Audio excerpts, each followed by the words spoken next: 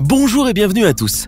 Quoi qu'on en dise, le succès n'est jamais totalement acquis et toutes ces histoires d'étoiles filantes du showbiz qui ont obtenu une notoriété mondiale en très peu de temps avant de disparaître tout aussi vite peuvent en témoigner. Eh oui, certains artistes ayant acquis une célébrité mondiale peuvent parfois tomber en disgrâce du jour au lendemain et voir la cote de leur popularité s'effriter terriblement. Quelle que soit la cause de ce déclin, la star finit par ne plus en être une tandis qu'une autre vient la remplacer sur le podium qu'elle a laissé vacant. Il en sera peut-être ainsi de MHD, le célèbre rappeur et inventeur autoproclamé d'un nouveau genre musical, l'afro-trap. Monté aussi haut qu'il est possible dans le showbiz, il a ensuite délaissé les tapis rouges et les studios rutilant bien malgré lui car il est actuellement impliqué dans une sordide histoire de gang. Alors que MHD est depuis janvier 2019 enfermé en prison dans l'attente de son jugement, nous allons voir aujourd'hui comment se passe son quotidien en prison et quelles sont désormais ses perspectives d'avenir. N'hésitez pas à liker la vidéo si elle vous plaît et si vous êtes nouveau sur la chaîne, n'oubliez pas de vous abonner et d'activer la notification pour ne rater aucune de nos prochaines vidéos. On commence.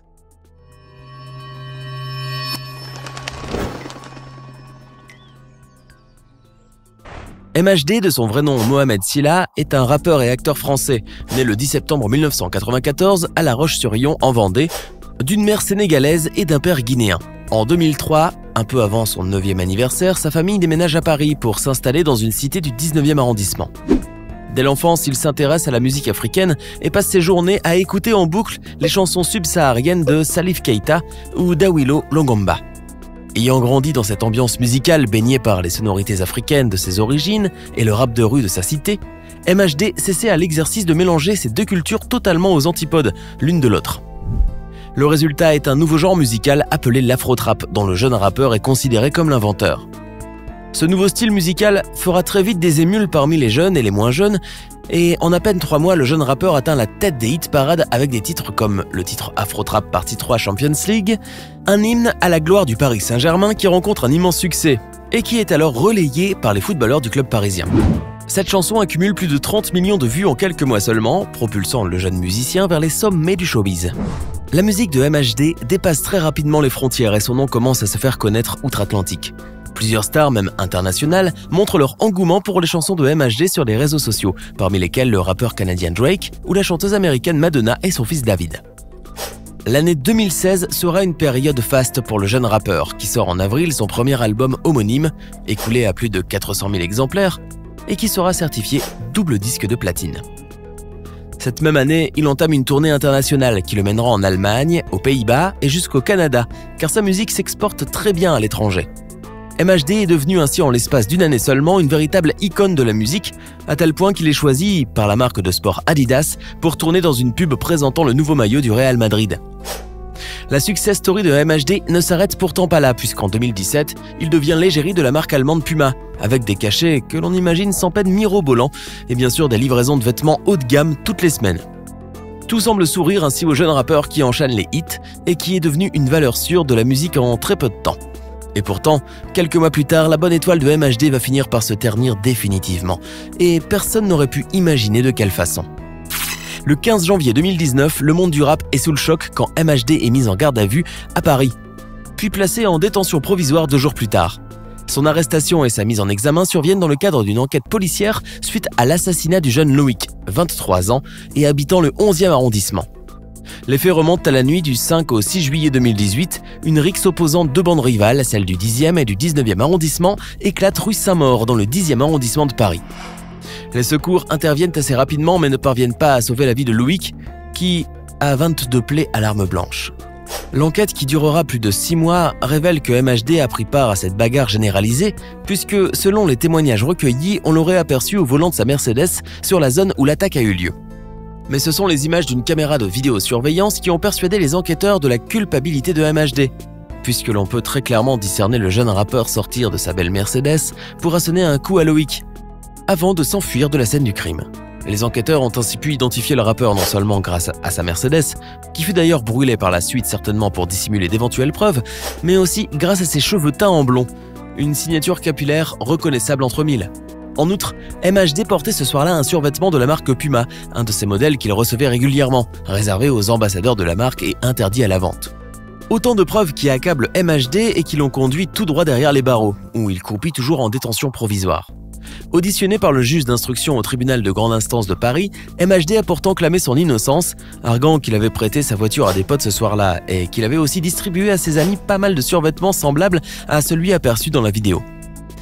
Il ne serait donc coupable que de générosité finalement, mais le juge n'y a accordé que peu de crédit car l'enquête a aussi révélé une rivalité intestinale entre le quartier de la Grange-aux-Belles, dans le 10e arrondissement, et le quartier Chauffournier, dans le 19e arrondissement. Un conflit qui dure depuis plusieurs années et qui a déjà fait plusieurs victimes. Dernier épisode en date, en mars 2017, un homme de 29 ans avait perdu la vie. Beaucoup de personnes qui connaissaient MHD ont affirmé aussi que MHD était impliqué jusqu'au cou dans ces affaires de gang et de règlement de compte entre bandes rivales et que le jour du meurtre de Loïc, le rappeur et sa bande étaient bel et bien en expédition punitive dans le quartier ennemi. Dans les faits, il s'agit davantage d'un passage à tabac qu'une rixe, puisque Loïc était seul dans les rues du 10e arrondissement de Paris lorsque la bande lui est tombée dessus, rue Saint-Maur. Mohamed Sylla est ainsi poursuivi pour homicide volontaire, une accusation très grave qui lui fait encourir jusqu'à 30 ans de réclusion criminelle. Écroué depuis maintenant presque un an à la prison de la Santé, au 14e arrondissement de Paris, le jeune rappeur doit donc désormais faire face à un avenir bien incertain. Ce qui a le plus inquiété les fans inconditionnels et les amis nombreux de MHD, c'est son silence radio total depuis son incarcération. Étant donné sa célébrité, on pourrait penser que le jeune prince de l'afro-trap réside fortement dans le quartier VIP. Mais manque de bol, ce quartier qui jadis abritait des personnalités comme Maurice Papon et Bernard Tapie n'existe plus. En effet, depuis la rénovation de l'établissement carcéral, le quartier VIP a été remplacé par le quartier des personnalités vulnérables. Un bloc qui comporte 30 cellules et qui est complètement étanche au reste de la prison. Toutefois, en résidant dans ce quartier, MHD ne sera pas confronté à d'autres détenus, notamment lors des promenades, puisque la dizaine de prisonniers qui y sont actuellement incarcérés disposent d'une cour et de salles d'activité spécifiques.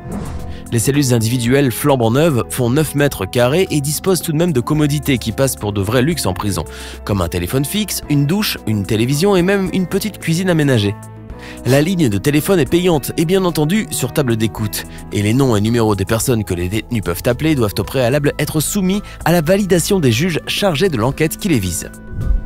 Il est donc possible pour MHD d'appeler des gens à l'extérieur, mais par ce biais uniquement, car ni lui ni aucun pensionnaire de la prison de la Santé ne peut utiliser de téléphone portable. La prison est en effet protégée par un système de brouillage efficace et très précis qui bloque même les appels en 4G. Pourtant, il y a quelques jours, une photo de MHD prise en prison a fait son apparition et a vite circulé sur les réseaux sociaux. Dans cette photo, qui a fuité par on ne sait quelle manière, le jeune musicien apparaît tout sourire à côté d'un codétenu bodybuildé dont le visage a été caché. Ce cliché vient donc rassurer les fans inconditionnels de la star de l'afro-trap sur sa condition actuelle, puisqu'on le voit en pleine forme et bien entendu très bien accompagné par ce qui semble être bien son garde du corps personnel de cellule, une protection dont pourrait aisément se passer le jeune rappeur, car le quartier des personnalités vulnérables de la prison de la Santé n'abrite que des victimes de rackets, des détenus suicidaires ou faibles psychologiquement, ou encore des détenus qui pourraient être mis en danger par leur ancienne profession, comme des ex-policiers condamnés. Les prisonniers de ce bloc sont donc totalement séparés des autres détenus de droit commun, et nul risque n'existe de croiser un assassin ou un membre de gang criminel dans les environs. Si ce n'est pas un quartier privilégié, les détenus, du fait de leur petit nombre, bénéficient toutefois d'un régime de faveur de la part des surveillants plus disponibles. Alors que dans le reste de la prison, un surveillant a en charge 100 détenus, il en a que 10 au quartier des personnalités vulnérables.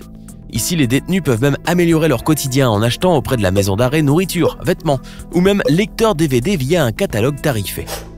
Une salle de sport avec une table de ping-pong et quelques appareils de musculation permettent aux détenus VIP de compenser l'exiguïté de leur cours de promenade. Mais s'ils sont protégés des autres détenus, les prisonniers du quartier VIP ne le sont pas forcément des paparazzis.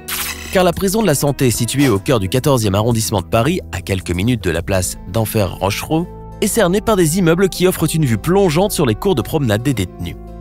C'est donc à partir de ces immeubles que sont prises les photos des détenus du quartier VIP lorsqu'ils sont en promenade, en toute illégalité bien sûr. MHD a jusqu'à présent réussi à échapper à leurs objectifs, mais la ténacité des journalistes people est légendaire, et tôt ou tard des clichés viendront divulguer le morne quotidien du jeune rappeur. Car même avec tous les avantages que peuvent procurer des conditions d'incarcération aussi favorables, il ne faut pas oublier que cela reste une prison, et qu'à un moment, la privation de liberté peut être tellement oppressante que l'on peut très vite en devenir fou. Si MHD semble se la couler douce dans sa cellule VIP, avec des voisins de cellules très médiatisés comme Patrick Balkany ou les 2 ex-policiers du 36 quai des Orfèvres accusés pour viol, il n'en demeure pas moins que cela ne fait qu'1 an qu'il y est incarcéré. Et si malheureusement la sentence pour homicide volontaire finit par passer, le jeune rappeur pourra vraiment dire adieu à la lumière du soleil pour un bon bout de temps. La condamnation pour ce type de méfait peut être très lourde en effet, et MHD pourrait bien prendre le maximum, soit jusqu'à 30 ans, si sa version des faits ne convainc pas les juges. Et forcément, quartier VIP ou pas, une telle durée en prison a de quoi le rendre fou. Alors, que pensez-vous de l'ascension fulgurante de MHD et de son déclin tout aussi rapide ? Le récit de sa vie et de ses malheureuses péripéties vous ont-ils étonné ? Donnez-nous votre sentiment dans les commentaires. Vous êtes nombreux à écouter les émissions du podcast Le Coin du Crime sur Apple Podcast et à nous le faire savoir. Pour vous simplifier l'écoute, nous avons créé une chaîne YouTube qui retransmettra les meilleures émissions du podcast. L'affaire Grégory, la disparition d'Alexia Daval, la malédiction du gagnant de loto. Si vous aimez les histoires de crime et que vous êtes passionné par les faits divers de tous bords, rendez-vous maintenant sur le podcast Le Coin du Crime et sur la chaîne YouTube pour découvrir les grandes histoires criminelles qui ont marqué les dernières années. Le lien est dans la description.